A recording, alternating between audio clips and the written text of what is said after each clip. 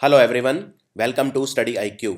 Study IQ का यह video vocabulary आपके सामने प्रस्तुत करेगा हिंदी भाषा के अंदर। हालांकि यह वीडियो मैं अंग्रेजी में भी बनाऊंगा इसके तुरंत बाद, जो इंग्लिश में वीडियोस देखना पसंद करते हैं उनके लिए। इससे पहले मेरे 18 वीडियोस आ चुके हैं वोकेबुलरी के, सबके लिंक नीचे आपको डिस्क्रिप्शन और कमेंट्स में दे दिए गए हैं अगर आप उनको देखना चाहते हैं तो। ये ज़्यादातर वीडियोज़ आपके द्वारा बहुत पसंद किए गए और इसीलिए ये मैं अगली कड़ी उसमें लेके आ रहा हूँ। इसमें मैं थोड़े से डिफिकल्ट लेवल के वर्ड्स कवर करूँगा जो स्टेट बैंक ऑफ इंडिया और एसएससी सीजीएल 2017 इन दो एग्जाम्स को दिमाग में रख के बनाए गए हैं। हालांकि वोकेबुलरी किसी सीमा या किसी रेखा से बनती नहीं है, किसी भी एग्जाम में ये वर्ड्स आपकी मदद कर सकते हैं। तो ये वीडियो मैं आप तक लेकर आ रहा हूं। माय नेम इज डॉक्टर गौरव गर्ग। सबसे पहला शब्द है डिस्पोजल। डिस्पोजल डायरेक्टली नहीं आता एग्जाम में। डिस्पोजल के दो मुहावरे हैं जो पूछे जाते हैं। सबसे पहले होता है somebody is at your disposal. जब कोई पर्सन आपको बोलता है कि मैं आपके डिस्पोजल पर हूं, यानी कि मैं आपकी मदद करने के लिए तैयार हूं, मैं रेडी हूं, मैं अवेलेबल हूं आपके लिए। So someone is available to help you, यानी कि somebody is at your disposal. Someone और समबडी का मतलब एक ही होता है। तो जब कोई व्यक्ति आपकी मदद के लिए रेडी हो, आपके पास हो और अपनी समय की अवेलेबिलिटी आपको दिखाए, तो he is at your disposal. तो एक सेंटेंस भी मैंने यहां पे लिखा है, I know there is plenty of work to do so I am at your disposal. यानी कि मैं जानता हूं कि काफी काम है आपके पास, इसीलिए आई am at your disposal. I am at your disposal मतलब मैं आपकी सहायता के लिए आपके साथ हूं। अब जरूरी नहीं है कि कोई व्यक्ति हो, कोई व्यक्ति विशेष जो आपके डिस्पोजल पर हो, कोई वस्तु भी हो सकती है। अगर कोई वस्तु आपके डिस्पोजल पर है, इसका मतलब आप उसे यूज कर सकते हैं, वो आपके द्वारा यूज किए जाने के लिए अवेलेबल है, रेडी है। जैसे please help me, I have limited resources at my disposal, I have only 1000 rupees to provide food to the homeless. कृपया करके मेरी मदद करिए, प्लीज हेल्प मी। क्यों क्यों मैं मदद मांग रहा हूं? क्योंकि मेरे पास लिमिटेड रिसोर्सेज हैं, संसाधनों की कमी है। I have limited resources at my disposal. या आप ये भी बोल सकते हैं, I have limited resources available to me, I have only 1000 rupees to provide food to the homeless. यानी वो लोग जो गरीब हैं, जिनके पास घर नहीं है, उनको खाना देने के लिए मेरे पास सिर्फ 1000 रुपये हैं। इसीलिए मैं बोल रहा हूं आई have limited resources at my disposal. तो एट माई डिस्पोजल कोई व्यक्ति भी हो सकता है और कोई वस्तु भी हो सकती है। एक और बात का आपको ध्यान रखना है डिस्पोजल में, कि डिस्पोजल हम वर्ब की तरह भी यूज कर सकते हैं, यानी क्रिया की तरह। जरूरी नहीं है डिस्पोजल के आगे हमेशा एट यूअर या एट समबडीज डिस्पोजल लगेगा। डिस्पोजल अपने आप में भी एक वर्ब है, क्रिया है, और इसका मतलब होता है किसी चीज से छुटकारा पाना। जैसे the disposal of radioactive waste of a nuclear plant. कोई ऐसा प्लांट, न्यूक्लियर प्लांट आप जानते हैं, उसमें रेडियोधर्मी जो वेस्ट होता है वो निकलता है, रेडियो एक्टिव वेस्ट, और वो नुकसान पहुंचा सकता है। तो उसके लिए डिस्पोजल जरूरी है। The disposal of radioactive waste of a nuclear plant, यानी कि न्यूक्लियर प्लांट का जो रेडियो एक्टिव वेस्ट है, आपको उसे जल्दी से जल्दी छुटकारा पाना होगा और उसे एक ऐसी जगह ले जाना होगा जहां वो मानवों को या पौधों को नुकसान ना पहुंचाए। और डिस्पोजल जो वर्ड है, इसके 3 सिनोनिम यानी कि समानार्थी शब्द होते हैं जो बिल्कुल इसके जैसे हैं और तीनों इंपॉर्टेंट हैं। पहला है डिस्कार्डिंग। आईएनजी का मतलब वर्ब है, वर्ब के पीछे आईएनजी लगता है। हालांकि कुछ केसेस में हम दूसरी चीजों के आगे भी आईएनजी लगाते हैं, उन पर हम अभी डिटेल में नहीं जाएंगे। डिस्कार्ड मतलब क्या होता है? किसी चीज को डिस्कार्ड करना मतलब उसको यूज ना करना। फॉर एग्जाम्पल, मैं अपना पेन यूज कर रहा हूं और मेरे पेन में स्याही, इंक खत्म हो गई है, तो मैं उसे उसके बाद फेंक दूंगा, यानी डिस्कार्ड कर दूंगा। यानी कि उसका डिस्पोजल जरूरी हो जाएगा, यानी कि मैं उसे गेट रिड हो जाऊंगा, यानी उसको यूज करना बंद कर दूंगा, उससे छुटकारा पा लूंगा। एक वर्ड होता है जेटिसनिंग, सुपर इंपॉर्टेंट वर्ड है ये जेटिसनिंग। ये शब्द बना जेट से, इसको मैं अगली स्लाइड में समझाऊंगा। और तीसरा है स्क्रैपिंग। स्क्रैप बोलते हैं कचरे को, कूड़ा, कचरा, करकट। तो स्क्रैपिंग मतलब जब आप किसी चीज को फेंक देते हैं। जैसे फॉर एग्जाम्पल, हमने मूवी का प्लान बनाया आज 8:30 बजे का, तो मेरा दोस्त मुझसे 7 बजे फोन करके पूछता है कि 8:30 बजे पिक्चर है तो चलो चलते हैं। मैं कहता हूं नहीं, मूवी का प्लान स्क्रैप हो गया है, यानी एक तरह से मैंने उसे उठा के कूड़े के डब्बे में फेंक दिया है, यानी कि कैंसिल कर दिया है। तो स्क्रैप करना यानी किसी चीज को कैंसिल करना या फिर उसको डिस्कार्ड कर देना, उसको यूज ना करना। अब मैं आता हूं इस शब्द पे, जेटिसनिंग। अब देखिए, जेटिसन से बना जेटिसनिंग, और जेटिसन मतलब होता है ये एक वर्ब की तरह काम करता है। तो मैं इसमें अगर आईएनजी लगा दूंगा तो ये बन जाएगा जेटिसनिंग। किसी भी चीज को जब आप फेंकते हैं, अब मैंने जितने भी शब्द आपको बोले, कूड़ा करकट, इन सबको क्या करते हैं हम? फेंकते हैं। तो इसी से शब्द बना जेटिसनिंग। क्योंकि हम जो जेट होता है, जेट बोलते हैं लड़ाकू विमान को। और वैसे तो जेट एक कमर्शियल प्लेन भी होता है, व्यावसायिक प्लेन भी होता है, विमान भी होता है, लेकिन जनरली जो जेट वर्ड हम यूज़ करते हैं लड़ाकू विमान के लिए करते हैं अपने डे टू डे लाइफ के अंदर। तो लड़ाकू विमान क्या करता है? नीचे बम फेंकता है। तो यानी कि वो क्या कर रहा है? फेंक ही रहा है, यानी थ्रो कर रहा है या ड्रॉप कर रहा है। ड्रॉप मतलब गिराना और थ्रो मतलब फेंकना। तो क्या फेंक रहा है वो? बम फेंक रहा है या मिसाइल फेंक रहा है। कहाँ से? एयरक्राफ्ट से। एयरक्राफ्ट यानी लड़ाकू विमान। तो जेट से बना जेटिसन, यानी कि कुछ फेंकना। जैसे मैंने एक सेंटेंस भी दिया है, the American aircraft jettisoned the bombs on North Korea. यानी कि जो अमेरिका के एयरक्राफ्ट थे, लड़ाकू विमान थे, उन्होंने बॉम्ब्स को नॉर्थ कोरिया के ऊपर क्या किया? जेटिसन। तो यहां पर आप कॉमन वर्ड भी लिख सकते हैं कि बॉम्ब ड्रॉप किए, तो the American aircraft drop the bombs, लेकिन अच्छा वर्ड है जेटिसन। अब आते हैं एक ऐसे वर्ड पे जिसपे बहुत ज्यादा कंफ्यूजन लोगों को होती है। अभी तक मैं डिस्कस कर रहा था डिस्पोजल। तो डिस्पोजल क्या था? somebody is at your disposal, someone is at your disposal, या फिर फेंकने की प्रक्रिया को डिस्पोजल बोलते हैं। लेकिन डिस्पोजेबल क्या होता है? आप एक टिश्यू पेपर यूज करते हैं खाना खाने के बाद, उससे अपने हाथ पोंछते हैं, मुंह पोंछते हैं और उसके बाद उसे डस्टबिन के अंदर फेंक देते हैं। तो क्या वो डिस्पोजल है या डिस्पोजेबल है? अब ध्यान से सुनिए, उसके फेंकने की प्रक्रिया डिस्पोजल है और टिश्यू डिस्पोजेबल है, यानी डिस्पोजेबल एक नाउन है। तो फॉर एग्जाम्पल, अब इसको देखिए, ये आपको रेलवेज के अंदर इस तरह के गिलास में चाय मिलती है, तो आप इसको पी के और फिर फेंक देंगे, यानी ये डिस्पोजेबल कंटेनर है। आप सिर्फ डिस्पोजेबल भी लिख सकते हैं, वो भी नाउन की तरह काम कर सकता है। लेकिन डिस्पोजेबल कंटेनर, यानी कंटेनर यहां पे नाउन हो गया, और डिस्पोजेबल इसकी विशेषता बता रहा है किस तरह का गिलास, किस तरह का कंटेनर है, किस तरह का बर्तन है, वो डिस्पोजेबल, यानी यहां डिस्पोजेबल एडजेक्टिव की तरह काम कर रहा है। तो डिपेंड करता है। अगर आप बोलते हैं आई एम कैरिंग डिस्पोजेबल्स, मैं डिस्पोजेबल्स कैरी कर रहा हूं, यहां पर ये नाउन की तरह काम कर रहा है। और जनरल जो हम डे टू डे लाइफ में इंग्लिश बोलते हैं उसमें ये एक्सेप्टेबल है, आप इसको नाउन की तरह यूज कर सकते हैं, लेकिन यहां पर ये एडजेक्टिव की तरह यूज हो रहा है। तो कोई भी ऐसी चीज जो यूज एंड थ्रो है, जिसको यूज करने के बाद आप फेंक देते हैं, वो है डिस्पोजेबल।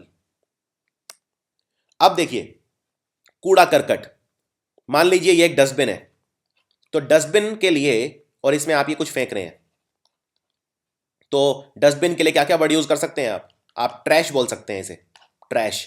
तो आप कूड़ा कहां पे फेंकेंगे? ट्रैश में या ट्रैश बिन में। फिल्थ मतलब होता है गंदगी, फिल्द। अब अगर किसी पर्सन को मैं बोलता हूं कि वो फिल्दी है, यानी वो कैसा पर्सन होगा? Filthy person. यानी कि वो क्या अच्छी भाषा यूज करेगा या गंदी भाषा यूज करेगा? गंदी भाषा यूज करेगा। फिल्दी पर्सन, जिसके दिमाग में गंदगी है, जिसकी जुबान पर गंदगी है, वो फिल्दी पर्सन है। या फिल्दी कोई प्लेस भी हो सकती है। अगर मेरे घर के आसपास बहुत ज्यादा कूड़ा करकट पड़ा है, तो लोग कहेंगे व्हाट अ फिल्दी हाउस, कितना गंदा घर है। डर्टी, डर्टी मतलब भी होता है गंदा। मकी मतलब भी होता है गंदा। और मडी, मडी मतलब होता है कीचड़ भरा, यानी गंदा। मड मतलब कीचड़। अब ये जो गंदगी है, क्या ये सिर्फ जरूरी है कि फिजिकल गंदगी हो? मान लीजिए आप कोई मूवी देखते हैं और उसमें अश्लीलता दिखाई जा रही है, तो वो भी तो गंदगी है। तो यानी कि वो है वल्गर या ऑब्सीन। ऑब्सीन या वल्गर मतलब अश्लीलता। अब डिस्पोजेबल का एक और मीनिंग होता है जो हम अर्थव्यवस्था यानी इकोनॉमिक्स में यूज करते हैं, जैसे डिस्पोजेबल एसेट्स या डिस्पोजेबल इनकम। आपकी डिस्पोजेबल इनकम कितनी है? आपकी डिस्पोजेबल इनकम वो है जो आपको टैक्स काट के मिलती है, जिसे आप खर्च कर सकते हैं, यानी that income is your disposable income that is at your disposal.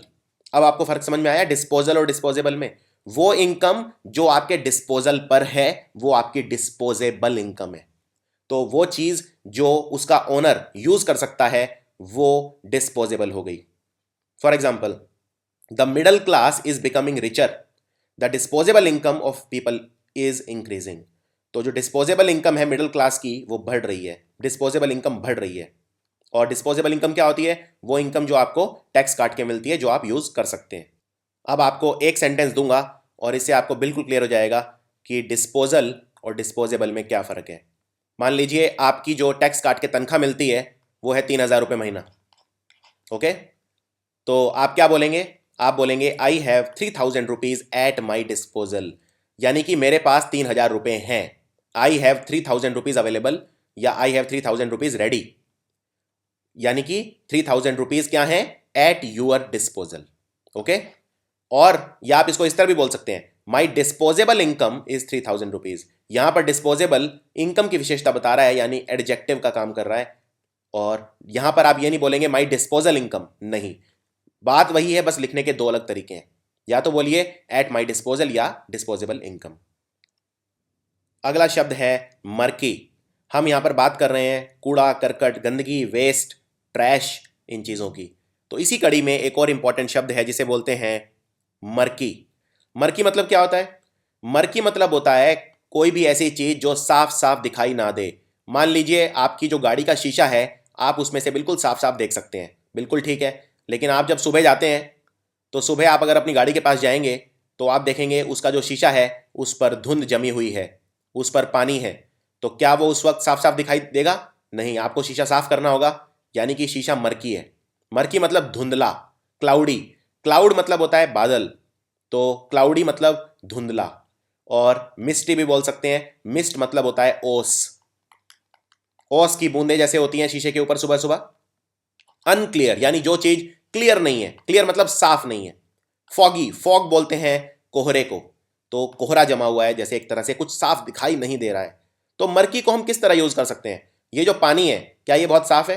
नहीं। कैसा है ये पानी? मर्की। अब मर्की को हम यूज किस तरह करते हैं? क्या मर्की को हम गंदगी की तरह यूज करते हैं, या मर्की को हम यूज करते हैं कोई ऐसी चीज जो साफ ना हो? मान लो कोई कोर्ट केस चल रहा है, उस कोर्ट केस में समझ में ही नहीं आ रहा कि मुजरिम कौन है, यानी कि क्लियर नहीं है। कैसा है? क्लाउडी, धुंधला केस है, यानी मर्की है। क्या आप कोई ऐसा केस बता सकते हैं भारत में जो मर्की रहा हो? तो खैर, नीचे एक सेंटेंस है, पहले से पढ़िए। In the latest turn in a mystifying and murky case, 5 teenage defendants who had been accused of rape were ordered by Brooklyn district attorney Ken Thompson to be released. यानी कि ये एक ऐसा केस अमेरिका में था, ये real headline है वैसे एक। तो ये एक ऐसा केस था अमेरिका में जिसमें एक केस था, वो कैसा था? मर्की, यानी कि कुछ साफ साफ नजर नहीं आ रहा था। मिस्टिफाइंग, मिस्टिफाइंग मतलब एक रहस्यमय, मिस्ट्री होता है रहस्य, तो मिस्ट्री से वर्ड बना मिस्टिफाइंग। जो चीज आपको मिस्ट्री में डाल दे, यानी एक तरह से रहस्य नुमा कर दे, वो मिस्टिफाइंग है। 5 बच्चे जिन पर रेप का चार्ज लगाया गया था, उन्हें छोड़ दिया गया। तो पहले तो उन पर चार्ज लगा, फिर उन्हें छोड़ दिया। तो ये एक मर्की केस था, यानी चीजें उतनी साफ साफ स्ट्रेट फॉरवर्ड नहीं थी जितना लग रहा था। भारत में भी ऐसे केस हुए हैं, जैसे कोई मर्की केस भारत में, तो ये डॉक्टर थे 2, इनकी बेटी का देहांत हो गया था। अब कहना मुश्किल है कि डॉक्टर ने ही उन्हें मारा या किसी और ने मारा, उनके नौकर ने मारा। आरुषि तलवार हत्याकांड की मैं बात कर रहा हूं, तो इस पर फिल्म भी बनी है। तो ये एक मर्की केस था। और मर्की, जो चीज साफ नहीं होती वो कैसी होती है? तो एक तो होता है पारदर्शी यानी ट्रांसपेरेंट, और एक होता है ओपेक यानी कि अपारदर्शी। कई आप झीलें देखेंगे, उनमें आप उनकी सतह नीचे तलहटी देख सकते हैं, यानी कि वो इतना साफ पानी उनमें होता है कि बिल्कुल नीचे का आप उनका जो जमीन है लेक के नीचे, झील के नीचे, वो देख सकते हैं। तो पानी कैसा है वहां पर? ट्रांसपेरेंट। एक होता है ओपेक, ये वाली जो झील है इसमें ये पानी कैसा है? क्या ये साफ पानी है? ये ओपेक है, इसमें से लाइट पास नहीं हो सकती। तो जिस पानी में से लाइट पास ना हो उसमें कणों का जो साइज होता है वो बहुत ज़्यादा बड़ा होता है, इसलिए लाइट पास नहीं होती, वो ओपेक होता है। और ट्रांसपेरेंट मतलब पारदर्शी। जरूरी नहीं है पानी, किसी भी चीज़ के लिए यूज़ कर सकते हैं। जैसे आपकी गाड़ी का जो ग्लास है वो ट्रांसपेरेंट भी हो सकता है और ओपेक भी हो सकता है, डिपेंड करता है वो किस चीज़ से आप ढक देते हैं। जो शीशा होता है जिसमें आप अपना अक्स देखते हैं, अपनी इमेज देखते हैं, वो कैसा होता है? ट्रांसपेरेंट या ओपेक? वो ओपेक होता है, क्योंकि एक तरफ से आपने उसे पेंट किया होता है तो लाइट उसमें से पास नहीं हो सकती, इसीलिए वो टकरा कर वापस आ जाती है, जिस वजह से आप अपना अक्स देख पाते हैं। अगला शब्द है अनइनहिबिटेड। सबसे पहले ये शब्द बना कहां से? इनहिबिशंस क्या होते हैं? इनहिबिशंस बोलते हैं संकोच को। फॉर एग्जाम्पल, आप मान लीजिए उतने कॉन्फिडेंट पर्सन नहीं है और मैं आपको बोलूंगा कि जाइए जाकर स्टेज पर भाषण दीजिए, तो आपके अंदर क्या होंगे? इनहिबिशंस, यानी कि आप अपने आप पर एक अंकुश लगाएंगे, एक रोक लगाएंगे, इनहिबिशंस आपके अंदर हैं। लेकिन ऐसा पर्सन कौन है जो जिसमें इनहिबिशंस नहीं है? वो है अनइनहिबिटेड, यानी कि बेलगाम, वो बेलगाम है, उसमें कोई डर नहीं है, कोई अंकुश उसने अपने आप पर नहीं लगाया है। तो रिस्ट्रेन मतलब होता है अंकुश लगाना, ये एक वर्ब है। तो यानी कि वो अनरिस्ट्रेन्ड, जब आप किसी वर्ड के आगे अन लगा देते हैं तो वो उल्टा हो जाता है। तो अन मतलब उल्टा। तो इनहिबिटेड कौन है? यानी जो रुका हुआ है, इनहिबिशन जिसके अंदर है। और अनइनहिबिटेड कौन है? जो बेलगाम है। अनरिस्ट्रेन्ड, रिस्ट्रेन मतलब लगाम लगाना, तो अनरिस्ट्रेन्ड ईडी यानी जो हो चुका है, पास्ट, ये पार्टिसिपल का काम कर रहा है। अनरिप्रेस्ड, अनरिप्रेस मतलब किसी चीज को दबाना, यानी अगेन किसी चीज को कार्य करने से रोकना। तो अनरिप्रेस्ड कौन होगा? बेलगाम। रेकलेस, रेकलेस थोड़ा सा नेगेटिव वर्ड है। रेकलेस का मतलब होता है जो लापरवाह हो, जिसको परवाह ना हो, वो रेकलेस होता है। बेलगाम, तो बेलगाम दो तरह का व्यक्ति हो सकता है, एक पॉजिटिव सेंस में आप उसे ले सकते हो और एक नेगेटिव सेंस में भी ले सकते हो। इम्पेटुअस, इम्पेटुअस बोलते हैं मूर्ख आदमी को, तो मूर्ख आदमी भी एक तरह से क्या होता है? बेलगाम। इम्पेटुअस जो बिना सोचे समझे कार्य करे, यानी कि वो अनरिस्ट्रेन्ड है, वो अपने आप पर रोक नहीं लगा रहा है। For example, unscripted and uninhibited they filled the silence with a chant.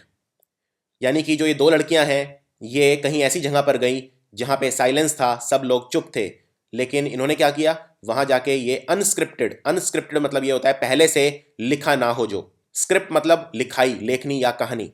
तो अनस्क्रिप्टेड मतलब पहले से तैयार ना किया हुआ, और अनइनहिबिटेड मतलब बेलगाम।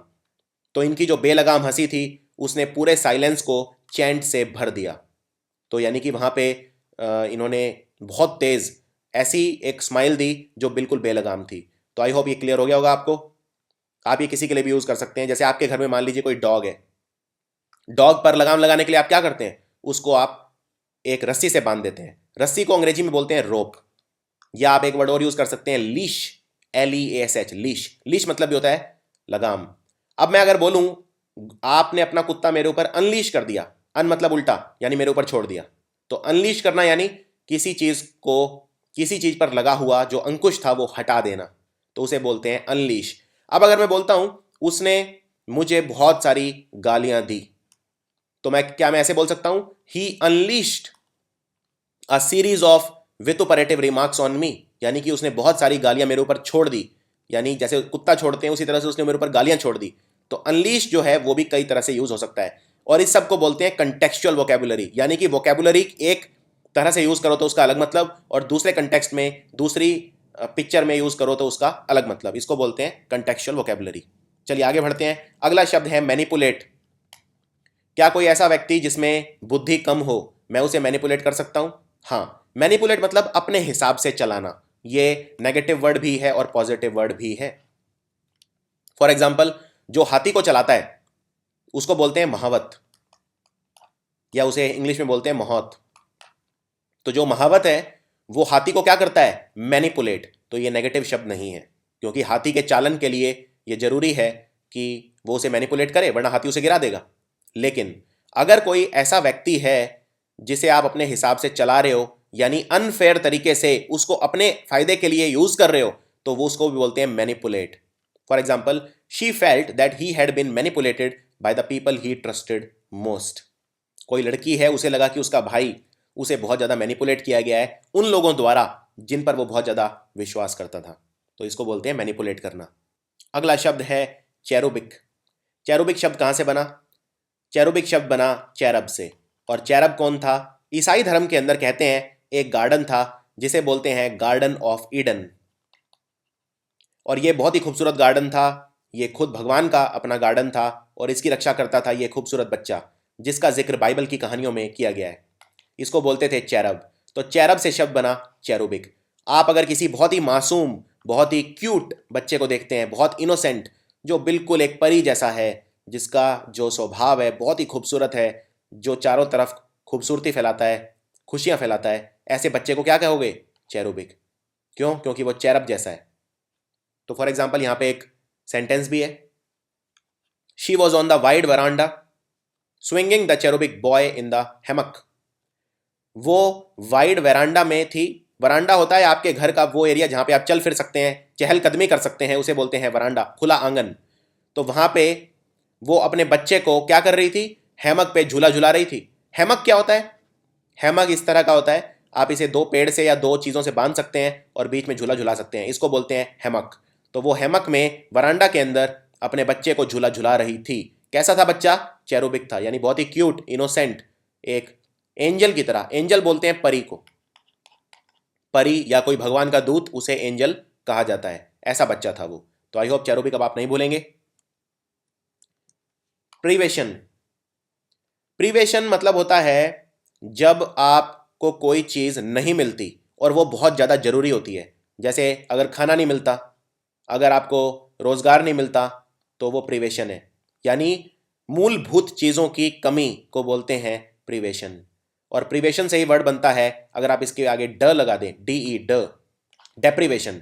डेप्रीवेशन मतलब किसी चीज की बहुत ज्यादा कमी, और डेप्रीवेशन से बनता है डिप्राइव्ड। यानी कि मैं कब डिप्राइव्ड फील करूंगा? जब मेरे पास मूलभूत चीजों की कमी होगी। और इसके लिए 3 बहुत ही खूबसूरत शब्द हैं। पहला है इंडिजेंस। इंडिजेंस बोलते हैं गरीब को। गरीब आदमी क्या होता है? इंडिजेंट। और गरीबी होने की प्रक्रिया या अवस्था को बोलते हैं इंडिजेंस। तो गरीब को बोलेंगे इंडिजेंट, और गरीब होने की प्रक्रिया को बोलेंगे इंडिजेंस। और डेस्टिट्यूट कौन होता है? डेस्टिट्यूट मतलब गरीब आदमी जिसके पास साधनों की कमी हो, वो है डेस्टिट्यूट। और डेस्टिट्यूशन मतलब गरीब होने की प्रक्रिया, यानी कि गरीबी एक प्रोसीजर को बता रहे हैं हम, डेस्टिट्यूशन एक फिनोमेना को बता रहे हैं। इंडिजेंस भी एक फिनोमेना है, और इसका इफेक्ट किस पे पड़ता है? गरीब यानी इंडिजेंट पे। इम्पोवरिश्ड मतलब कुपोषण का शिकार जैसे होता है, मेलनरिश्ड। इम्पोवरिशमेंट किसी भी चीज की हो सकती है, लेकिन जनरली हम खाने के लिए यूज करते हैं। इम्पोवरिश बच्चा कैसा होता है? जो कुपोषण का शिकार हो, और इसको बोलते हैं मेल नरिशमेंट, यानी कुपोषण।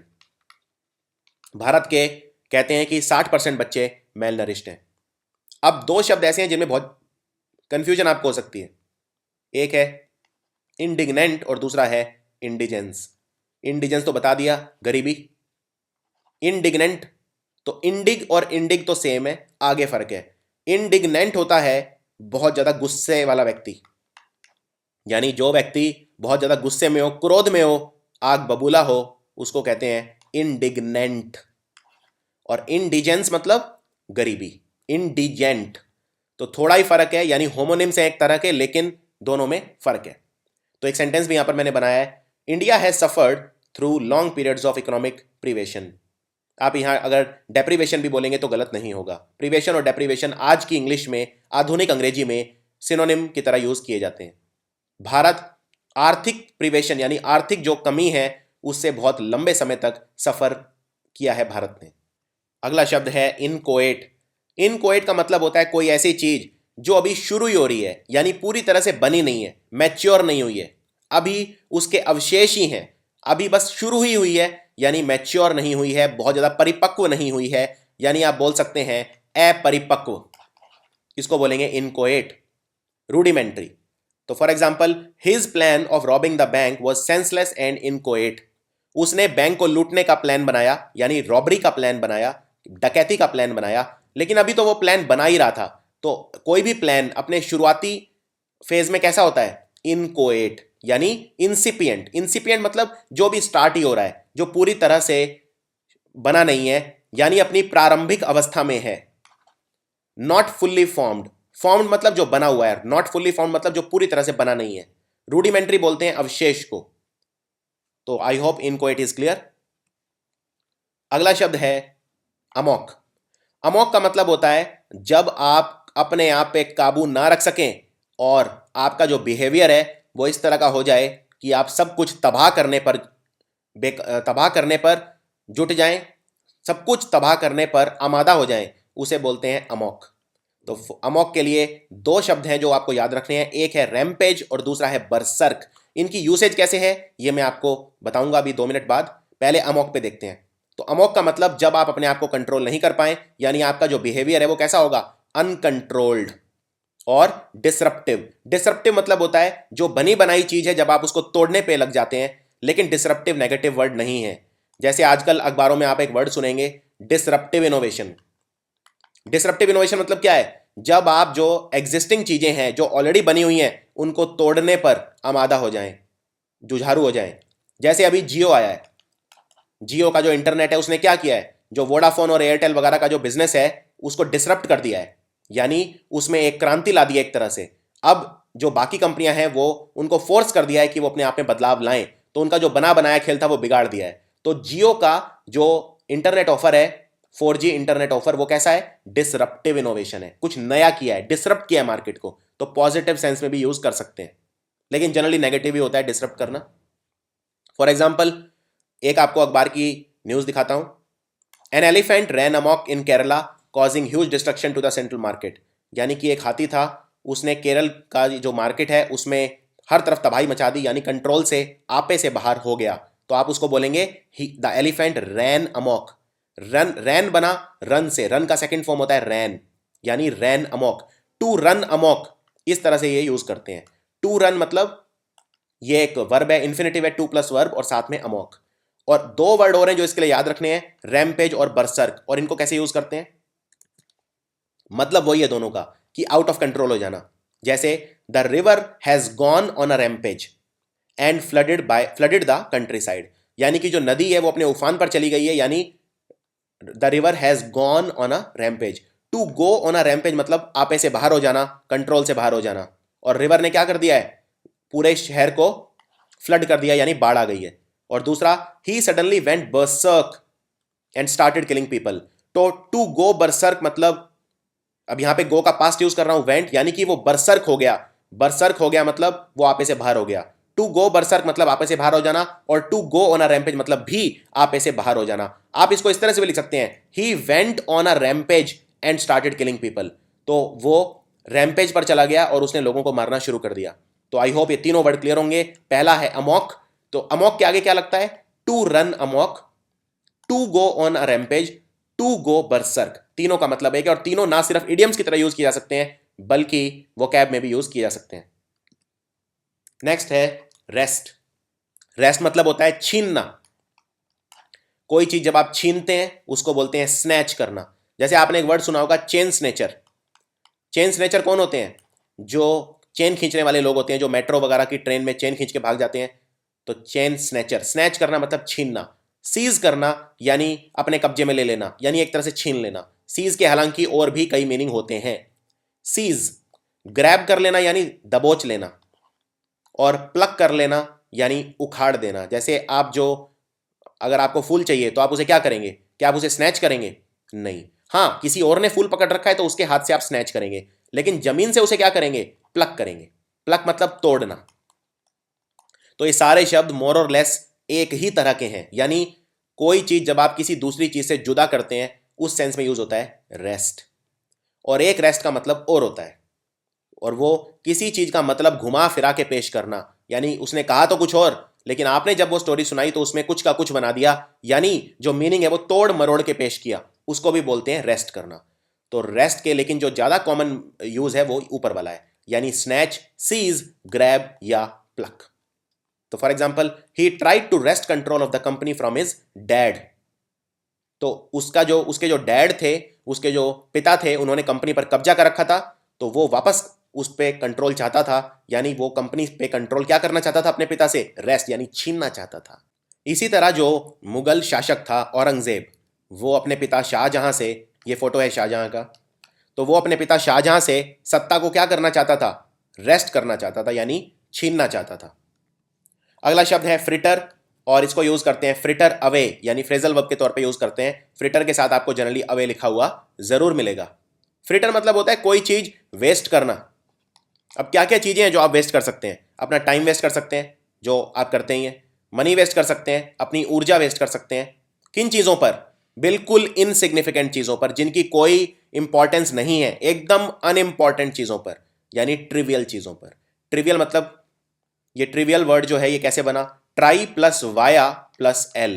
ट्राई मतलब तीन, वाया मतलब होता है कहीं से आप जाते हैं, जैसे मैं वाया गुड़गांव जा रहा हूं, वाया दिल्ली, वाया जयपुर। तो try plus via plus L, यहां तीन रास्ते मिलते हैं। ट्राई मतलब तीन, वाया मतलब रास्ता। जहां तीन रास्ते मिलते हैं वहां भीड़ बहुत होती है, इसीलिए आप वहां पे कोई इंपॉर्टेंट बात नहीं करेंगे, कोई प्राइवेट बात नहीं करेंगे। आप कैसी बात करेंगे? एकदम इनसिग्निफिकेंट, अनइंपॉर्टेंट बात करेंगे, यानी कि ट्रिवियल। तो ट्रिवियल चीज़ों पर, वो चीज़ें जो एकदम इंपॉर्टेंट नहीं है, उन पर कभी भी अपना टाइम, मनी और एनर्जी फ्रिटर अवे नहीं करनी चाहिए। और एक शब्द होता है फेटर। फेटर मतलब लगाम लगाना। किसी को चेन से बांध देना, तो किसी को आप चेन से क्यों बांधेंगे, बेड़ियों में क्यों बांधेंगे उनकी उसके पैरों को, बेड़ियां लगा देना या लगाम लगा देना यानी फेटर कर देना। तो फ्रिटर और फेटर में डिफरेंस है। तो एक सेंटेंस देखिए, he frittered away all of his inheritance on alcohol, उसने शराब पर अपनी सारी विरासत लुटा दी। तो इनहेरिटेंस मतलब होता है जो आपको धन अपने माँ बाप, अपने ग्रैंड पेरेंट, किसी भी पूर्वज से मिलता है, यानी आपकी विरासत, इनहेरिटेंस। तो उसने शराब पर क्या किया, उसे सारा उड़ा दिया, वेस्ट कर दिया, यानी frittered away all of his inheritance. Next word है पर्स स्ट्रिंग्स। स्ट्रिंग मतलब क्या होता है, धागा। स्ट्रिंग मतलब धागा। तो आपके पर्स का धागा किसके हाथ में है, यानी कि मनी कंट्रोल कौन कर रहा है आपके परिवार में, डिस्पोजिशन ऑफ मनी किसके हाथ में है। ये शब्द आपको सुना हुआ नहीं लगता, डिस्पोजिशन। डिस्पोजिशन वर्ड बना डिस्पोजल से, यानी कि money is at whose disposal. At disposal मतलब किसके पास अवेलेबल है खर्च करने के लिए, यानी पैसा कौन कंट्रोल कर रहा है, यानी आपके पर्स स्ट्रिंग्स किसके हाथ में है, आपका जो पर्स है, आपका जो वॉलेट है, उसका धागा किसके हाथ में है। तो यानी कि द राइट और power to manage the disposition of money. और डिस्पोजिशन का मतलब आप समझ गए होंगे अब। तो इन आवर हाउस, हमारे घर में ये मेरी मदर हैं जो पर्स स्ट्रिंग्स को होल्ड करके रखती हैं, यानी कि पैसा कहाँ कितना खर्च करना है उसका सारा जिम्मा, उसका सारा कंट्रोल मदर के हाथ में है। और पर्स स्ट्रिंग्स के आगे वर्ड यूज करते हैं होल्ड। तो इसमें आपको दो तरह से ये वर्ड यूज आप करोगे, और आप जब न्यूज़पेपर पढ़ते हो तो कैसे आपको यूज करना है, ध्यान से सुनिए। पहले होता है hold the purse string. Hold मतलब पर्स का धागा किसके हाथ में है, किसने होल्ड करके रखा हुआ है। होल्ड करना मतलब पकड़ना। तो इसका मतलब to have the power to determine how money will be spent, यानी कि to hold the purse string मतलब वो पावर पास में होना कि मनी कहां कैसे किस चीज पर खर्च करनी है, उसको बोलते हैं to hold the purse strings. और दूसरा लूजन द पर्स स्ट्रिंग। अगर आप अपने पर्स का धागा ढीला छोड़ देते हैं मतलब आप अपना खर्चा बढ़ा देंगे, और टाइट कर देते हैं मतलब आप अपने पर्स का धागा अगर टाइट कर देंगे यानी कि आप पैसा कम खर्चेंगे। तो for example to loosen the purse string मतलब टू इंक्रीज और decrease the expenditure based on the availability of money. Loosen the purse string मतलब इंक्रीज द एक्सपेंडिचर, और टाइटन कर देंगे तो डिक्रीज द एक्सपेंडिचर मतलब खर्चा यानी कि व्यय। तो फॉर एग्जाम्पल एक सेंटेंस भी लिखा है, the budget committee is in the process of tightening the purse strings. तो कई बार आरबीआई भी यही करता है, रिजर्व बैंक ऑफ इंडिया क्या करता है, डिपेंड करता है इन्फ्लेशन कम है या ज्यादा, उसी हिसाब से वो पर्स स्ट्रिंग्स को कंट्रोल कर सकता है। और बजट कमेटी क्या कर रही है, पर्स स्ट्रिंग्स को टाइट कर रही है। तो इस तरह से जब अखबार पढ़ते हैं तो उसमें आप न्यूज देखेंगे। समन, समन भेजते हैं या समन्स भेजते हैं, क्या भेजते हैं, समन या समन्स, दो वर्ड होते हैं और दोनों में हमेशा स्टूडेंट्स को कंफ्यूजन होती है। ये लीगल टर्म है, यानी कि हमारी जो कानून व्यवस्था है उससे रिलेटेड ये शब्द है। एक होता है समन और एक होता है समन्स। तो फॉर एग्जाम्पल जब आप किसी को बुलावा भेजते हैं, किस तरह का बुलावा, जरूरी नहीं है अच्छा बुलावा हो, कई बार ऐसा बुलावा भी आ जाता है, आपने अगर किसी का मान लीजिए कोई कॉपीराइट चुरा लिया, कोई उसका पेटेंट चुरा लिया, किसी का काम चुरा लिया, तो वो आपको बुलावा भेजेगा। कैसा बुलावा होगा ये, पॉजिटिव या नेगेटिव, वो आपको कानून का बुलावा भेजेगा। तो वो आपको क्या भेजेगा, समन्स। लेकिन उसके भेजने की प्रक्रिया को बोलेंगे समन, यानी समन एक वर्ब है और समन्स एक नाउन है। फॉर एग्जाम्पल मैं अगर आपको समन भेजता हूं तो मैं आपको क्या भेजूंगा, कानून की तरफ से आपको एक नोटिस आएगा घर पे, एक नोटिस। नोटिस किस चीज में आएगा, एनवेलप के अंदर आएगा, लिफाफे के अंदर आएगा। तो उस लिफाफे को बोलेंगे समन्स विद एन एस, ऐसा आएगा उसके अंदर। ओके, लिफाफा, कैसा लिफाफा, कानूनी लिफाफा, समन्स। लेकिन मैं भेज क्या रहा हूं, समन भेज रहा हूं। So I am summoning you by sending summons, मैं आपको समन कर रहा हूं समन्स भेजकर। तो आई होप अब क्लियर हो गया होगा। यानी समन का मतलब होता है ये एक वर्ब है, यानी किसी को बुलावा भेजने की प्रक्रिया, एक्शन, या रिक्वेस्ट करना किसी को उसकी उपस्थिति के लिए, उसको बोलते हैं समन। तो for example the king summoned him back to the palace, राजा था उसने अपने मंत्री को या किसी और व्यक्ति को समन्ड हिम, अब यहां पे समन्ड यानी ईडी वर्ब लगा, यानी समन किया। उसने किस चीज के लिए समन किया, कि वापस महल में आ जाओ। और कंपनी के सीईओ ने क्या किया, summoned me to his office, मुझे समन किया कि जल्दी से मैं ऑफिस में आ जाऊं। और समन वो मुझे कैसे करेगा, यानी कि वो मुझे बुलावा कैसे भेजेगा, यानी कि वो मुझे समन्स कैसे भेजेगा। तो वो मुझे समन्स भेजेगा या तो एनवेलप के रूप में, अगर वो मुझे ईमेल भेज रहा है तो वो भी समन्स है। लेकिन वो कर क्या रहा है? मुझे समन कर रहा है। क्या भेजकर? समन्स। चलिए आगे बढ़ते हैं। तो ये इससे थोड़ा और क्लियर हो जाएगा। समन्स जो है ये एक लिखा हुआ या ईमेल के थ्रू या व्हाट्सएप, आजकल तो कैसे भी आप समन्स भेज सकते हैं, ये एक रिट इशूड बाय लॉ और an order to appear in court. तो जनरली जो समन्स होता है वो कानून प्रक्रिया में यूज होता है और अदालत में भेजने के लिए जो नोटिस आता है उसे समन्स बोलते हैं और इस प्रोसीजर को बोलते हैं समन। अगला शब्द है प्रोफाइलैक्सिस। बहुत ही खूबसूरत शब्द है। प्रोफाइलैक्सिस मतलब होता है रोकथाम। देखिए दो चीजें होती हैं, बीमारी को या तो आप आने से पहले ही रोक सकते हैं, उसे बोलते हैं रोकथाम। आप बच्चों को जो पोलियो की ड्रॉप पिलाते हो वो कब क्या करने के लिए पिलाते हो? क्या पोलियो बच्चों को हो जाता है उसके बाद उसका उपचार करने के लिए पिलाते हो, या पोलियो आए ही ना इसलिए पिलाते हो? तो हम क्या किस लिए पिलाते हैं? प्रोफाइलैक्सिस के लिए, यानी रोकथाम के लिए। तो क्या बेहतर रहता है, रोग को आने से पहले ही रोक लो या रोग आने दो और फिर उसके बाद उसको ट्रीट करो, यानी उसका क्योर करो, यानी उपचार करो? तो एक कहावत भी है, रोकथाम उपचार से अच्छी होती है, यानी रोग को आने ही मत दो। तो प्रोफाइलैक्सिस मतलब रोकथाम।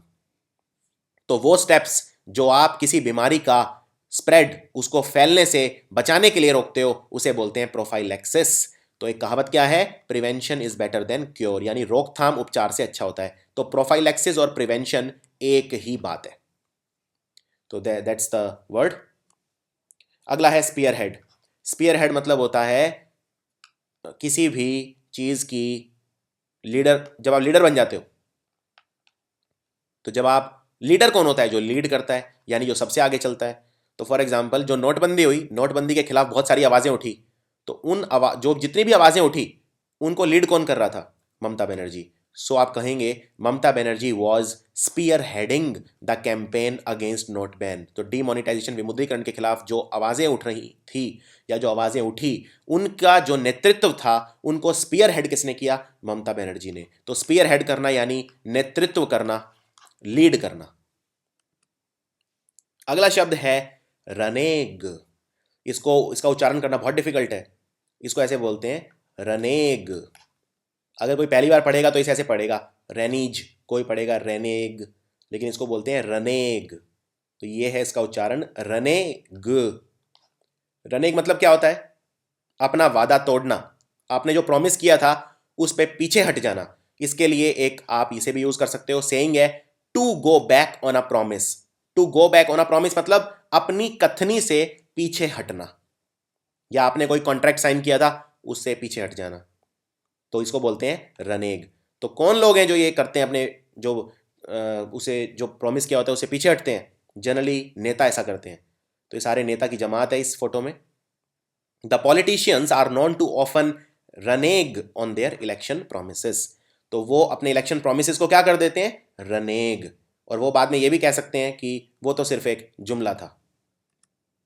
अब देखिए दो शब्द हैं, दोनों में आपको कंफ्यूज नहीं होना है। एक तो रनेग है और एक है रेनेगेड। रेनेगेड कौन होता है? रेनेगेड होता है जो अपने ही लोगों के साथ गद्दारी करता है, अपने ही लोगों से मुंह फेर लेता है, उसको बोलते हैं रेनेगेड। रिबेल यानी जो बगावत कर दे अपने ही लोगों से, उसको बोलते हैं रेनेगेड। अब ये एक पॉजिटिव वर्ड भी हो सकता है, नेगेटिव वर्ड भी हो सकता है, डिपेंड करता है कैसा वर्ड है। मान लीजिए किसी देश में अगर कोई तानाशाही चल रही है उसके खिलाफ आवाज उठाए, तो वो भी तो रिबेल हो गया, लेकिन वो तानाशाही खत्म करने के लिए उठा रहा है, यानी ये पॉजिटिव सेंस में हो गया। लेकिन अगर कोई गद्दारी कर रहा है अपने लोगों के साथ तो वो नेगेटिव सेंस में हो गया। तो renegade is a neutral word, depend करता है कैसे यूज कर रहे हैं। जो व्यक्ति अपने ही देश को या अपनी ऑर्गेनाइजेशन को या अपने सिद्धांतों को धोखा दे, डेजर्ट कर दे उन्हें, या बिट्रे, बिट्रे मतलब धोखा, डेजर्ट करना मतलब किसी को बीच में छोड़ देना, तो उसे बोलते हैं रेनेगेड। और इसके लिए कई सारे शब्द हैं। ट्रेटर, ट्रेटर मतलब होता है गद्दार। जैसे आपने सुना होगा मीर जाफर या जयचंद, ये भारत के इतिहास में गद्दार माने जाते हैं।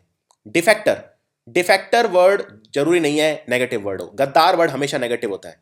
डिफेक्टर वर्ड ये कैसे भी हो सकता है? डिफेक्टर होता है जो दल बदलू, जो दूसरे दल में जाके मिल जाए। अब दल बदलू तो जनरली नेगेटिव ही होता है, मीडिया में इसको नेगेटिव ही बोलते हैं। लेकिन अगर कोई खराब पार्टी छोड़ के अच्छी में जा रहा है तो है तो वो भी दल बदलू, लेकिन वो भी डिफेक्टर है। और तीसरा वर्ड होता है टर्न कोट। ये थोड़ा सा एक अलग तरह का शब्द है। टर्न कोट भी वही है जो, जैसे आप इसको इस तरह से याद कर लीजिए, जो अपना कोट उतार के दूसरा पलट ले, यानी अगेन दल बदलू। तो ये तीनों शब्द याद रखने हैं, ट्रेटर, डिफेक्टर और टर्न कोट। अब इस शब्द को पकड़ लीजिए, डिफेक्टर। तो जैसे इन चुनाव में क्या हुआ, किस व्यक्ति ने दल बदल लिया? अभी चुनाव हुए थे और उसमें पंजाब में जो बीजेपी थी उसको डिफेक्ट करके कांग्रेस में जाके मिल गए नवजोत सिंह सिद्धू। हालांकि अब रिजल्ट आ गए हैं तो अब इनका डिसीजन अच्छा ही माना जाएगा। तो डिफेक्टर मतलब दल बदलू। और एक बात याद रखिए, अगर आप अपने कंट्री को धोखा देते हैं तो उसके लिए एक वर्ड होता है ट्रीजन। ट्रीजन मतलब अपने धर्म को, अपने देश को या अपनी ऑर्गेनाइजेशन को धोखा देना, ट्रीजन। और हमारा इतिहास गवाह रहा है कि जो भी ट्रीजन जिसने किया है तो उसके लिए जो सजाएं दी जाती हैं वो बहुत ही सीवियर दी जाती हैं। ट्रीजन मतलब कंट्री को धोखा देना। अब मैंने आपको कहा था डिफेक्टर मतलब दल बदलू, लेकिन डिफिकेटर एक अलग होता है। डिफिकेटर मतलब क्या होता है, पहले मैं आपको बताता हूं डिफिकेशन क्या होता है। जब आप शौचालय जाते हैं अपने आप को रिलीव करने के लिए, उसको बोलते हैं डिफिकेशन। डिफिकेशन यानी जब आप टॉयलेट जाते हैं अपने आप को रिलीव करने के लिए, जिसे शायद उर्दू में बोलते हैं रफा हजात करने जब जाते हैं आप। अब डिफिकेशन कौन करता है? डिफिकेशन जो करेगा वो होगा डिफिकेटर। डिफेक्टर नहीं होगा, डिफिकेटर होगा। और ओपन डिफिकेशन क्या होता है? खुले में शौचालय जाना। 50% भारत खुले में शौचालय जाता है, ये मैं नहीं कह रहा, ये वर्ल्ड हेल्थ ऑर्गेनाइजेशन कहती है। तो ओपन डिफिकेशन यानी खुले में शौचालय जाना। तो अब हमें इंडिया को कैसा करना है? ओपन डिफिकेशन फ्री करना है। तो काम इस पे चल रहा है और 1.6 लाख विलेजेस हैं इंडिया में जो ओपन डिफिकेशन फ्री हो गए हैं पिछले 3 सालों में, और 1000 डिस्ट्रिक्ट्स हैं जो ओपन डिफिकेशन फ्री हो गए हैं। तो ओपन डिफिकेशन यानी खुले में शौचालय जाना, डिफिकेशन यानी शौचालय जाना, डिफिकेटर यानी जो शौचालय जाता है, और डिफेक्टर यानी कि जो दल बदलता है। अगला है डाइकोटमी। डाइकोटमी मतलब होता है जब दो चीजों में बहुत ही ज्यादा फर्क होता है और उसे आप आसानी से दिखा सकते हैं। दो चीजें जो बिल्कुल एक दूसरे के विपरीत होती हैं, बिल्कुल एक दूसरे के उल्टी समझी जाती हैं, लेकिन ऐसा जरूरी नहीं है। जैसे फॉर एग्जाम्पल, हमेशा से ही ऐसा माना जाता है कि जो साइंस है और स्पिरिचुअलिटी है, भगवान से जुड़ी जो भी चीजें हैं और साइंस, ये दोनों एक दूसरे के विपरीत हैं। ऐसा कोई जरूरी नहीं है। बहुत सारे केस हैं जब उनमें ओवरलैप पॉसिबल था। यानी जरूरी नहीं है कि वो दोनों चीजें म्यूचुअली एक्सक्लूसिव हैं। म्यूचुअली एक्सक्लूसिव क्या होता है? आपने वेन डायग्राम पढ़े होंगे, ये एक सर्कल है, ये दूसरा सर्कल है, आपस में ये है ओवरलैप, दोनों एक दूसरे के ऊपर आ गए हैं, ये विन डायग्राम है। या फिर विन डायग्राम ऐसा होता है जब ये दोनों सर्कल में आपस में कोई रिश्ता नहीं होता। तो जब कोई रिश्ता नहीं होता उसे बोलते हैं डाइकोटमी, यानी दो चीजें उनमें जब बिल्कुल ही एक दूसरे के जो विपरीत समझी जाती हैं। हालांकि ऐसा जरूरी नहीं है कि हमेशा ऐसा हो। जैसे साइंस और स्पिरिचुअलिटी यानी अध्यात्म, उनको हमेशा से एक दूसरे के विपरीत समझा जाता रहा है। लेकिन एक साइंटिस्ट थे, मैं आपको बताता हूं, उनका नाम था नील्स बोहर। ये क्वांटम फिजिसिस्ट थे और ये हमेशा अपनी जो प्रयोगशाला थी, लेबोरेटरी थी, उसमें एक घोड़े की नाल लटका के रखते थे। और लोग इनसे पूछते थे कि आप ये घोड़े की नाल क्यों लगाते हो? तो वो कहते थे ये मेरे लिए गुड लक लेकर आती है। तो ये साइंटिस्ट होके भी इन चीज़ों को मानते थे। इसी तरह से जो हमारे रामानुजम थे, मशहूर मैथमेटिशियन, मैथमेटिक्स के जादूगर रामानुजम, तो ये कहते थे, ये पूजा करते थे सुबह उठ के रोज और शाकाहार को मानते थे। तो बहुत सारी ऐसी चीज़ें रही हैं जब सोसाइटी ने दिखाने की कोशिश की है कि उनमें डाइकोटमी है, लेकिन असली में डाइकोटमी जरूरी नहीं है, लेकिन हमेशा से रही है। तो उसी पे मैंने एक सेंटेंस बनाया है, there has always been a dichotomy between science and spirituality. जैसे फॉर एग्जाम्पल वॉर यानी कि जंग। अब हमारी क्या जंग होनी चाहिए लेट्स से पाकिस्तान से, तो उसमें कुछ लोग कहेंगे हाँ होनी चाहिए, तो वो है प्रो वॉर, यानी वो वॉर का सपोर्ट कर रहे हैं, और कुछ है एंटी वॉर। तो ये डाइकोटमी हो गई, दोनों एक दूसरे के बिल्कुल विपरीत हैं। लेकिन क्या वॉर इतना सिंपल होता है कि हाँ या ना में जवाब होता है? नहीं, वॉर एक बहुत ही कॉम्प्लेक्स इशू होता है जिसमें बहुत सारी चीज़ें होती हैं। तो ये इतना आसान नहीं है कि हाँ वॉर कर दो या हाँ वॉर मत करो। It is a complex issue, लेकिन फिर भी इसमें एक डाइकोटमी है। या तो आप प्रो वॉर हो सकते हो या एंटी वॉर हो सकते हो। और जब आप अलग अलग कर देते हो चीज़ों को तो उसको बोलते हैं सेग्रीगेशन। जैसे फॉर एग्जाम्पल एक डब्बा है, डब्बे के अंदर 5 हरे रंग के बिस्कुट हैं और 5 लाल रंग के बिस्कुट हैं और सब मिक्स हैं आपस में। तो आप उन्हें अलग अलग कर रहे हो, यानी क्या कर रहे हो? सेग्रीगेट कर रहे हो, यानी आप उनमें डिवीजन कर रहे हो, उनमें अलगाव कर रहे हो। तो डिवीजन करना या सेग्रीगेशन करना यानी एक तरह की चीज़ों को अलग करना। अब क्या क्या चीज़ों की सेग्रीगेशन हो सकती है? आइडियोलॉजी की हो सकती है। मान लीजिए मैं लेफ्टिस्ट हूँ, वो राइटिस्ट है, तो ये सब हम क्या कर रहे हैं? समाज में सेग्रीगेशन कर रहे हैं या समाज में हम विभाजन कर रहे हैं समाज का। किस बेसिस पे? उनकी विचारधारा के, यानी आइडियोलॉजी के बेस पे। या फिर हम सबको एक साथ भी एकजुट भी कर सकते हैं, यानी हम सबको यूनिफाई कर सकते हैं या यूनाइट कर सकते हैं, यानी एकजुट कर सकते हैं। और इकट्ठा कर सकते हैं। तो इकट्ठा करने को क्या बोलते हैं? एग्रीगेट करना या गैदर करना या एक्यूमुलेट करना। लेकिन एक्यूमुलेट वर्ड यूज होता है वस्तुओं के लिए। तो जैसे फॉर एग्जांपल मेरे पास जितने भी सिक्के हैं, कॉइन है, मैं उन सबको क्या कर रहा हूं? एक्यूमुलेट, सबको इकट्ठा कर रहा हूं। गैदर होता है लोगों के लिए। तो फॉर एग्जांपल कल अगर हम कहीं पे घूमने जा रहे हैं तो हम बोलेंगे लेट्स गैदर एट 4 AM, यानी 4 बजे हम सब इकट्ठे होंगे उस जगह पर। तो लेट्स गैदर। और एग्रीगेट इज बिल्कुल उल्टा है सेग्रीगेट का। तो सेग्रीगेट और एग्रीगेट क्या हो गए? एंटोनिम हो गए, यानी विपरीत शब्द हो गए। एक समानार्थी शब्द होते हैं और एक विपरीत शब्द होते हैं जो एक दूसरे के उल्टे होते हैं। समानार्थी और भिन्नार्थी। तो भिन्नार्थी हो गया सेग्रीगेशन और एग्रीगेशन। सेग्रीगेशन यानी अलग अलग करना, एग्रीगेशन मतलब एक साथ लेके आना। नेक्स्ट वर्ड है डोमिनो इफेक्ट। ये बहुत सारे आप डोमिनो को इकट्ठे कर दीजिए एक साथ, एक को आप दूसरे पे गिराएंगे तो सारे गिरते चले जाएंगे। इसको बोलते हैं डोमिनो इफेक्ट। बहुत ही इंपॉर्टेंट है। कभी आपने देखा है कि किसी साइकिल के स्टैंड में बहुत सारी साइकिल खड़ी होती हैं एक साथ, आपको सारी साइकिल गिराने के लिए सारी गिराने की जरूरत नहीं है, आप बस सबसे पहली वाली साइकिल पे धक्का दे दो तो आप देखोगे पहली दूसरे पे गिरेगी, दूसरी तीसरे पे, तीसरी चौथे पे, इस तरह से सारी साइकिल गिरती चली जाएंगी। तो आई होप आपने देखा होगा। हालांकि आजकल साइकिल का जो ज़माना है वो अब खत्म होता जा रहा है। सब आजकल आधुनिक उपकरण यूज़ करते हैं, आधुनिक जो कम्युनिकेशन के टूल हैं, कन्वेंस हैं, वो यूज़ करते हैं। लेकिन फिर भी मेरे जैसे खासकर जो पुराने लोग हैं, हमने तो डोमिनो इफेक्ट देखा ही है। तो डोमिनो इफेक्ट ये तो एक मैंने एग्जाम्पल के थ्रू आपको बताया, लेकिन डोमिनो इफेक्ट आप कैसे यूज़ करते हैं, लाइफ में कैसे यूज़ करते हैं? डोमिनो इफेक्ट का मतलब होता है चेन रिएक्शन, यानी कि एक चीज से जब दूसरी, दूसरी से तीसरी, तीसरी से चौथी, एक इवेंट एक के बाद होता चला जाए पहले वाली की वजह से, तो उसको बोलते हैं डोमिनो इफेक्ट। और इसी का एक और नाम भी है रिपल इफेक्ट। हालांकि रिपल इफेक्ट और डोमिनो इफेक्ट अलग अलग तरह से यूज किए जाते हैं। रिपल इफेक्ट क्या होता है? मैं एक झील है, झील के अंदर पत्थर मारूंगा तो ये जो तरंगे निकलेंगी यानी वेव्स निकलेंगी, तो ये बीच में मैंने पत्थर यहाँ पे मारा, लेकिन उसका इफेक्ट फैलता जाएगा, फैलता जाएगा, फैलता जाएगा, और जब तक ये लेक खत्म नहीं हो जाता वहां तक पहुंच जाएगा। तो एक मैं आपको एग्जांपल देता हूं। The ripple effect from the first world war was being felt for at least 40 years after. यानी जो प्रथम विश्व युद्ध हुआ था, प्रथम विश्व युद्ध जो हुआ था, उसका जो रिपल इफेक्ट है वो आज भी देखा जाता है। उसके जब वो 40 साल तक देखा गया, ये एक इतिहास की लाइन है। ऐसा हुआ क्योंकि फर्स्ट वर्ल्ड वॉर की वजह से कंट्रीज को ये लग गया अब हमें मिलिट्री हमें मजबूत करनी पड़ेगी। फिर लोगों में एक दूसरे के प्रति रोष बढ़ा, फिर गुट बने, फिर लड़ाई हुई, फिर उसका कुछ और इफेक्ट हुआ, फिर संयुक्त राष्ट्र संघ बना। तो अगले 40 साल का इतिहास जो था वो किसका रिपल इफेक्ट था? World war. तो वर्ल्ड वॉर को आप वो कंकड़, वो पत्थर समझ लीजिए जो आपने लेक में फेंका, और उसकी वजह से जो रिएक्शन हुआ वो क्या हुआ? रिपल इफेक्ट, जो अगले 40 साल तक देखा गया। तो एक एक एक्शन, एक इवेंट या एक किसी चीज की वजह से जब बहुत सारे रिजल्ट होते हैं उसको बोलते हैं रिपल इफेक्ट। और डोमिनो इफेक्ट क्या होता है? डोमिनो इफेक्ट होता है एक की वजह से दूसरा, दूसरे की वजह से तीसरा, और एक ये चेन बन जाती है, उसको बोलते हैं डोमिनो इफेक्ट। और बिल्कुल ऐसा ही है बटरफ्लाई इफेक्ट, लेकिन ये थोड़ा टेक्निकल है। टेक्निकल मतलब एक थियरी होती है जिसको बोलते हैं केओस थियरी, उसके अंदर होता है बटरफ्लाई इफेक्ट। ये एक फिल्म भी बनी थी जो बहुत समय पहले मैंने देखी थी, बटरफ्लाई इफेक्ट। बटरफ्लाई इफेक्ट होता है जब कोई छोटी सी चीज की वजह से कोई बहुत बड़ी बड़ी चीजें हो जाती हैं, तो उसे बोलते हैं बटरफ्लाई इफेक्ट।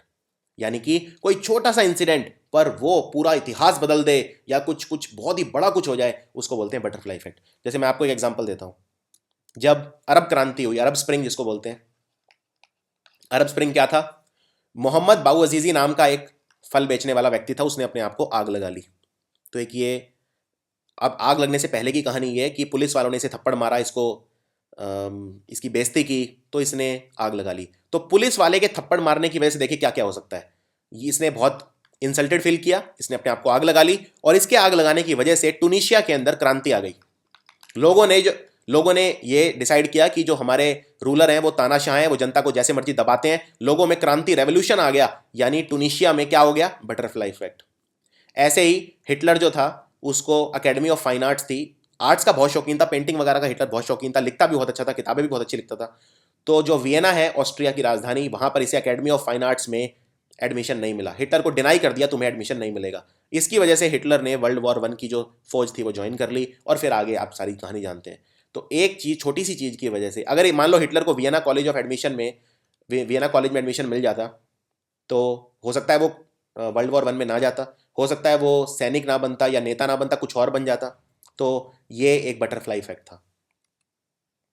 इसी तरह बटरफ्लाई इफेक्ट पे जब मैं रिसर्च कर रहा था, तो कोरा नाम की वेबसाइट पे एक मैंने बड़ा अच्छा एक लेख पढ़ा, ये लिखा है जॉफ्रे विडिसन ने। जॉफ्रे विडिसन ने कहा है कि एक बड़ा अच्छा एग्जांपल आपको देता हूं बटरफ्लाई इफेक्ट का, कि एक छोटी सी घटना कैसे बहुत बड़ी चीज कर सकती है। तो ये क्यूबा का एक जो रेफ्यूजी हैं उनका एक बोट डूब गई थी और उसमें एक लड़का था, तो वो लड़का, उसकी मदर भी वहां पे डूब के पानी में मर गई, लेकिन लड़का सर्वाइव कर गया। अब उस लड़के का के जो पापा थे वो क्यूबा में रहते थे और लड़के को क्यूबा में किसी ने गोद ले लिया। तो लड़के को उसके सही पेरेंट्स तक पहुंचाना था, लेकिन ये उतना पॉसिबल नहीं था क्योंकि अमेरिका और क्यूबा के बीच में जो एम्बेसडर ऑफिस नहीं था, कोई दूतावास नहीं था और कोई रिश्ते उस तरह के नहीं थे। तो इसीलिए इसकी वजह से लेकिन कानून यही कहता था कि उसको उसके ओरिजिनल पेरेंट्स तक पहुंचाना है। तो उस बच्चे को उसके जो जिन्होंने उसको रेस्क्यू किया था, बच्चे को जो उसके टेम्परेरी पेरेंट्स थे अमेरिका में, उनसे ज़बरदस्ती छीन लिया और क्यूबा में उसके पापा को दे दिया। लेकिन ये ज़बरदस्ती छीनने की जो फोटो वगैरह थी ये सारे अखबार में आ गए और इससे जो उस वक्त अमेरिका के राष्ट्रपति थे बिल क्लिंटन, वो बहुत बदनाम हो गए। और बहुत बदनाम हो गए तो फ्लोरिडा के अंदर जो उन्हीं की पार्टी के उपराष्ट्रपति जो खड़े हुए थे अल गोर, वो हार गए और उनके हारने की वजह से फ्लोरिडा डेमोक्रेटिक पार्टी के हाथ से चला गया और रिपब्लिकन्स के पास चला गया। इस वजह से जॉर्ज बुश बने प्रधानमंत्री, वहाँ के राष्ट्रपति बने। और जॉर्ज बुश जब आए तो उन्होंने फिर इराक पे हमला किया, उन्होंने अफगानिस्तान पे हमला किया, उन्होंने फिर बहुत कुछ किया। तो कहते हैं कि अगर ये नाव ना डूबती जो क्यूबन रिफ्यूजीज़ की, तो फिर इराक में जो वॉर हुई वो भी नहीं होती। तो आप देख सकते हैं कि किस तरह से एक छोटी सी घटना क्या क्या कर सकती है। इसको बोलते हैं बटरफ्लाई इफेक्ट। और एक होता है स्नोबॉल इफेक्ट। आप कभी एक बर्फ का गोला ले लीजिए और उसे नीचे फेंक दीजिए, तो जैसे जैसे वो नीचे आएगा उस पे बर्फ पे और बर्फ जुड़ती जाएगी और वो बड़ा होता जाएगा। तो ये मतलब वही है कहने का कि एक छोटी सी चीज़ कैसे बड़ी बड़ी चीज़ें कर सकती है, उसको स्नोबॉल इफेक्ट भी बोल सकते हैं। यानी जैसे एक बर्फ का गोला ऊपर से गिरता है और फिर धीरे धीरे धीरे धीरे बड़ा होता जाता है और फिर बहुत बड़ा हो जाता है और फिर ये जिसके ऊपर गिरे तो फिर वो वही जानता है जिसके ऊपर गिरेगा कि क्या होगा। यानी कि वो बहुत ही डेंजरस हो जाता है, बहुत ही डिजास्टर्स हो जाता है। इसको कहते हैं स्नोबॉल इफेक्ट। और अभी मैं बात कर ही रहा था, इलेक्शन का रिजल्ट आया अभी तो उत्तर प्रदेश में भारतीय जनता पार्टी की सरकार बन गई है। तो ये फर्स्ट पोस्ट नाम की वेबसाइट है, उस पर ये एक न्यूज़ आर्टिकल आया और वो ये था, इन saffron tsunami Uttar Pradesh ministers fall like 9 pins. यानी कि जो सैफरन मतलब केसरिया, अब जो भगवा रंग होता है, केसरिया रंग होता है, तो उत्तर प्रदेश पूरा उसी से ढक गया क्योंकि उत्तर प्रदेश में 325 में गलत नहीं हो तो सीट भाजपा ने जीती है। तो ये हेडलाइन क्या बताता है कि जो उत्तर प्रदेश के मंत्री थे वो कैसे गिरे, 9 पिन की तरह गिर गए। कहने का मतलब 9 पिन की तरह गिर जाना मतलब बुरी तरह से गिर गए। जैसे एक गेम होता है बॉलिंग, आपने खेला होगा, बॉलिंग में आप एक इस तरह से आप लगा देते हैं 10, इनको मैं जानता नहीं एग्जैक्टली क्या बोलते हैं, 10 ये होते हैं, आप इनमें एक बॉल फेंकते हैं और फिर आप इनको गिरा देते हैं। तो इसी तरह का एक पुराना गेम होता था जिसको बोलते थे 9 पिन। तो उसमें ये 9 पिन आप खड़ी कर देते थे और एक गोला फेंक के आप सबको गिराना होता था। तो यानी कि जो उत्तर प्रदेश के मंत्री थे, यानी कि जो उत्तर प्रदेश में पहले जीत चुके एमएलए वगैरह जो हारे हैं इस बार बुरी तरह से, वो किसकी तरह गिर गए, 9 पिन्स की तरह गिर गए। तो ये जो बॉल है ये फेंकी और एक तरह से सारे गिर गए। यानी जब बहुत बड़ी संख्या में आपकी हार होती है उसे बोलते हैं टू गो डाउन या fall like 9 pins. Fall like हम पुरानी इंग्लिश में यूज करते थे, गो डाउन लाइक 9 पिन्स हम नई इंग्लिश में यूज करते हैं। तो इस तरह से जब न्यूज पढ़ें आप तो ये देख लीजिए करिए कि क्या वोकैबुलरी आप नहीं समझ पाते और फिर आप मुझे ईमेल कर सकते हैं। तो ये था वोकैबुलरी हिंदी इस हफ्ते का, पिछले 2 हफ्ते का इनफैक्ट। तो मैं अब कोशिश करूंगा कि बहुत जल्दी जल्दी वोकैब के वीडियो लेकर आऊं। ये वीडियो अगर आपको अच्छा लगा तो आपको कमेंट्स में लिख के बताना है कि अमॉक या रैम्पेज का मतलब क्या होता है, अमॉक या रैम्पेज, और उसका एक सेंटेंस भी बनाना है। मैं खुद करेक्ट करूंगा अगर सही नहीं हुआ, लेकिन आपको अटेम्प्ट जरूर करना है। अमॉक, रैम्पेज या बर्सर्क, ये 3 शब्द आपको अटेम्प्ट करने हैं। Thanks for watching.